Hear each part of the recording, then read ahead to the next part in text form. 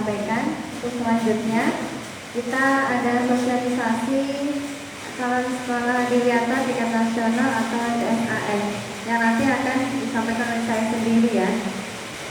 Oke, bismillahirrahmanirrahim.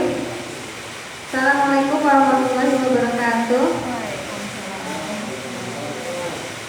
Ya, terima kasih teman-teman atas waktunya, atas kesempatannya hari ini saya bisa menyampaikan atau bisa sosialisasi terkait calon sekolah adiwiyata tingkat nasional. Ya, yang sebelumnya kami sudah mengikuti pembekalan dari DLHK Kota Depok terkait pembinaan calon sekolah adiwiyata ini. Ya, dan insya Allah tuh pembekalan atau pembinaannya akan dilaksanakan selama bulan Maret sampai April untuk persiapan mengikuti sekolah adiwiyata tingkat nasional. Nah, alhamdulillah tahun 2019 SD Nasional Puskesmas sudah menjadi sekolah adiwiyata tingkat provinsi. Sekolah adiwiyata itu minimal 12 bulan ya. Jadi tahun 2019 kita udah provinsi, nanti waktunya kita mengajukan kembali untuk menjadi sekolah adiwiyata tingkat nasional. Oke. Nah, ini tujuan program adiwiyata adalah mewujudkan warga sekolah yang bertanggung jawab dalam upaya perlindungan dan pengelolaan lingkungan hidup di sekolah. Ya, jadi tujuan dari program adiwiyata sendiri ini lebih menitik beratkan ke warga sekolahnya ya. Jadi ini sekolah adiwiyata itu bukan merupakan lomba, bukan hanya memberikan nilai ya, tapi lebih bagaimana sekolah tersebut bisa mengkader atau bisa membentuk warga sekolahnya, baik itu dari tim dari peserta didiknya, gurunya, tenaga kependidikannya, tim kebersihannya, semuanya harus secara bersama-sama kita bisa mewujudkan lingkungan yang bersih dan sehat, mewujudkan lingkungan atau berbudaya lingkungan di sekolah. Kemudian dasar umumnya berdasarkan Permen Lingkungan Hidup nomor 5 tahun 2013 terkait pedoman pelaksanaan program adiwiyata. Kemudian Permen LHK nomor P52 Men LHK ya, ini juga terkait gerakan peduli dan berbudaya lingkungan hidup di sekolah. Dan satu lagi berdasarkan Permen LHK nomor P53 terkait penghargaan adiwiyata. Lanjut komponen gerakan PBLHS. Nah, coba PBLHS itu apa? Ada yang tahu PBLHS? Ini udah sering sebagai sebutan lah ya. Gerakan PBLHS, gerakan peduli berbudaya lingkungan hidup di sekolah. Ulangi lagi, GPBLHS ini nanti udah harus terbiasa, kita harus terbiasa dengan kata-kata ini. GPBLHS itu gerakan peduli berbudaya lingkungan hidup di sekolah ya. Jadi sekarang bukan sebutannya itu adiwiyata bukan, tapi GPBLHS. Nah, ini ada 3 komponen ya, terdiri dari 29 indikator yang mengacu pada 8 standar pendidikan nasional. Jadi seperti kita akreditasi. Nah, kalau akreditasi kan ada 8 standar ya, 8 standar sudah terbiasa lah kita mengikuti akreditasi sekolah. Nah, cuman akreditasi yang adiwiyata ini akreditasi yang khusus terkait lingkungan. Ya, khusus kita terkait lingkungan. Jadi semua dokumennya, semua dokumen itu meliputi terkait lingkungan ya. Baik itu dari terintegrasi terhadap mata pelajaran, kemudian ekstrakurikuler kita juga, kebiasaan anak-anak maupun guru di sekolah juga ya. Itu semua terkait lingkungan. Nah, gerakan peduli dan berbudaya lingkungan hidup di sekolah atau GPBLHS. Nih yang pertama, jadi ada 3 komponen ya. Jadi GPBLHS itu ada 3 komponen yang terdiri dari 29 nanti, 29 poin itu jabarkan lagi poin-poinnya. Nanti ada tim khusus yang akan membahas itu ya. Ada tim khusus, nanti ada SK ya. Nanti mungkin hari berikutnya nanti saya akan kumpulkan tim adiwiyata sekolah ya. Nanti kita harus mengadakan kembali pertemuan ya, pembahasan khusus terkait calon sekolah adiwiyata ini. Kemudian yang kedua, pelaksanaan identifikasi potensi dan masalah lingkungan hidup atau IPMLH. Jadi nanti tim, tugasnya tim ya. Jadi tugas selain tim nanti berarti yang lain semuanya action ya. Yang tim berarti nanti akan ada pertemuan kembali membahas khusus. Nah, tapi yang tidak masuk ke tim adiwiyata ini ikut ya. Jadi semuanya nanti harus bantu ketika kita nanti ada maintenance atau perbaikan di mana, pembenahan di area sekolah kita bagian mana, semuanya harus ikut serta ya.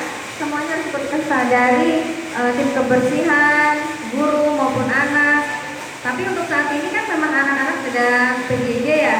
Nanti kita ya berbondong-bondong nanti membenahi lingkungan sekolah. Karena insya Allah semua fasilitas yang ada di sekolah ini sudah mendukung semua. Tinggal nanti kita rapikan kembali atau tinggal maintenance aja ya dari sampah-sampah yang sudah ada, atau mungkin penambahan yang tadinya mungkin masih kurang ada taman mungkin di sebelah sini atau kolam ikan gitu kita mau bikin. Nah, atau mungkin lagi penambahan terkait tanaman yang ada di apotek hidup.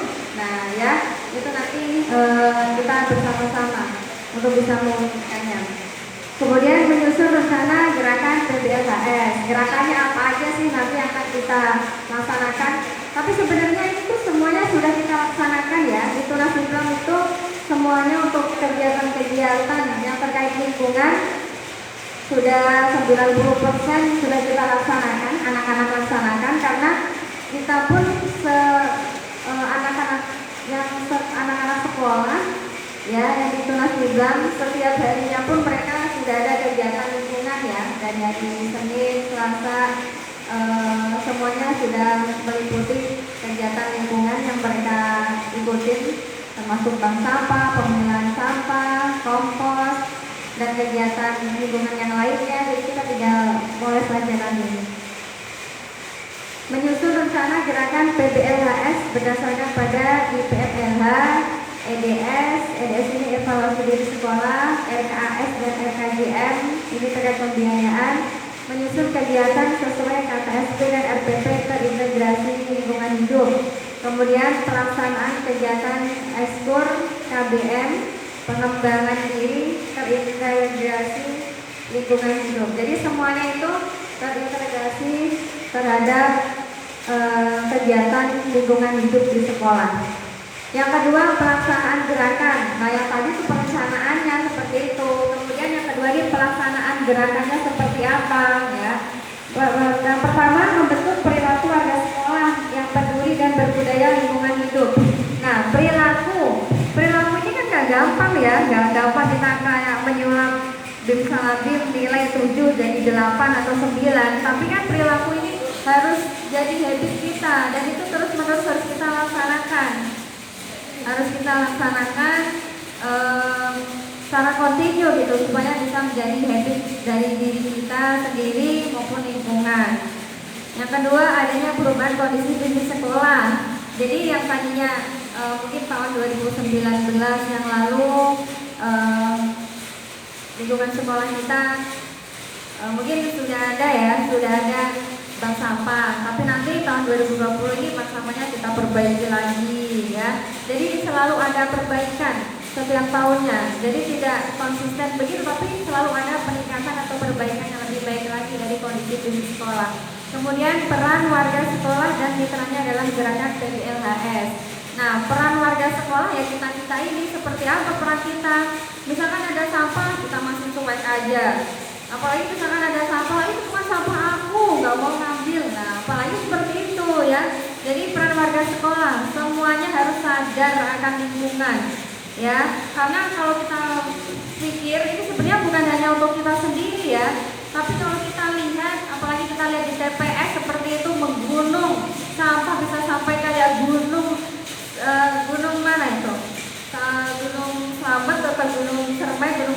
segitu tingginya. Itu kalau kita lihat ya Allah merasa bersalah sekali gitu. Padahal kita nggak buang sampah sembarangan, tapi di luar sana sampah masih bisa setinggi itu gitu ya. Maka dari itu kita harus peduli, setidaknya kita bisa mengurangi sampah. Walaupun orang di luar sana mungkin belum sadar, tapi kita tidak boleh ikut-ikutan tidak sadar gitu. Kita harus lebih sadar diri gitu ya. Setidaknya setiap hari sampah yang kita sumbangkan ke TPS itu sedikit, karena sudah kita pilah.